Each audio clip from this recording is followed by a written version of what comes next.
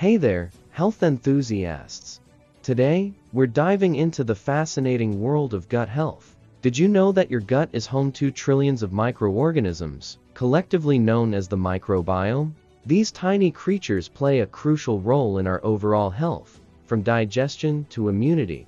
Now, let's talk about prebiotics and probiotics. Prebiotics are the food for our gut bacteria, while probiotics are the actual bacteria themselves.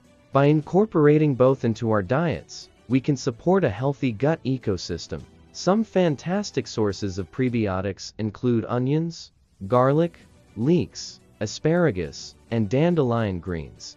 Probiotics, on the other hand, can be found in fermented foods like yogurt, kefir, kimchi, and sauerkraut. So, let's give our gut health the love it deserves. Incorporate these prebiotic and probiotic-rich foods into your diet and reap the benefits of a thriving gut ecosystem. Thanks for tuning in, and don't forget to follow and subscribe for more health tips and insights. Cheers to a healthy gut!